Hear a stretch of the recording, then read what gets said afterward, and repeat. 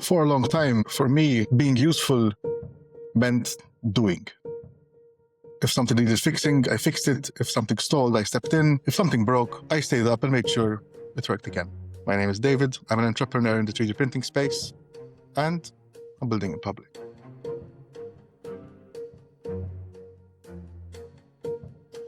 At some point, me being the great fixer started working against us, gradually.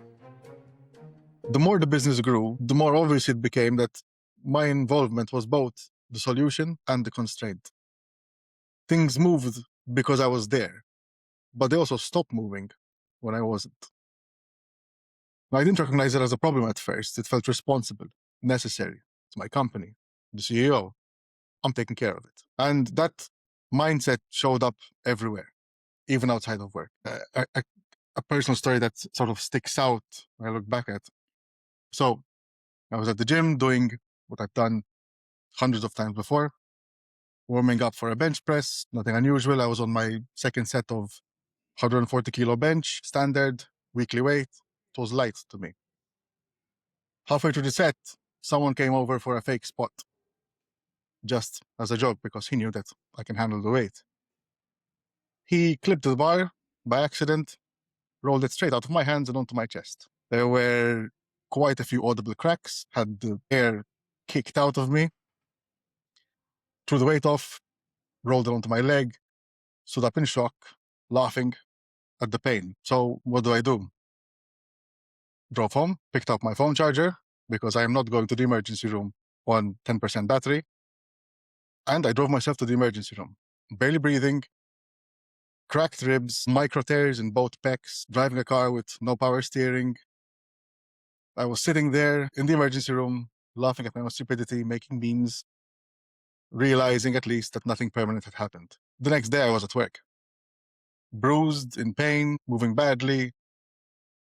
Every breath I took, I could feel my ribs making weird sounds. I went in not because it was a good idea, because I couldn't not go in. If I didn't show up, things stopped. Clients weren't responded to. Projects slowed down. Looking back, this wasn't toughness. It was fragility of the business. The business wasn't resilient. It was dependent. I was the dependency. At the time, I wore it as a badge of honor. Being needed everywhere felt like commitment. In reality, it was a warning sign. I had tried delegating before, many times, usually on a per project basis, handing things off partially, checking back in, hovering, micromanaging. I really struggled to let go of the reins. Part of it was control, some of it was habit, most of it was fear. Fear that things wouldn't be done properly, fear that the quality would slip, fear that mistakes would cost us more than my involvement ever could. To be fair, some of that fear was justified because of mistakes in the early hiring process. When I stepped back from being that person, things did break, deadlines slipped, details were missed, and decisions stalled. And that was very frustrating, all of it. I'd step back in, fix things, and reinforce the very dependency I was trying to remove. I was a loop. The real shift didn't come from learning how to delegate better. It came from realizing that I had to stop operating like a builder. Builders are close to the work. They fix problems directly. They measure progress by output. That mindset is critical, I would say, in the beginning, especially if funds are limited and you can't hire a project manager. But later on, it became limiting. The business didn't need another good engineer. It needed someone engineering workflows, not someone catching it when it falls. Letting go wasn't a single decision. It was a slow, very uncomfortable transition.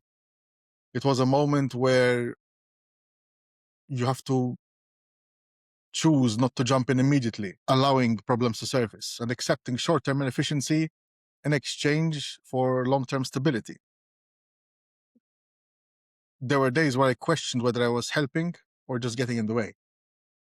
Days where I felt disconnected, unneeded. Days where progress felt slower than when I was doing everything myself. But over time, this changed. The business started to function without my intervention. Decisions spread out, pressure redistributed, and I stopped being that single point that everything passes through. And that was the real turning point. Not some massive new strategy, not a massive win, not growth. We didn't triple our printers or our employee count. There was the quiet realization that the way I'd been useful up to that point couldn't be the way I stayed useful going forward. These videos weren't about lessons, it's about context. How I ended up thinking the way I do. Why certain decisions matter more to me now, and why I'm cautious about growth more than what looks good on the surface. And that's what building in public has looked like so far. Everything that comes next sits on top of this.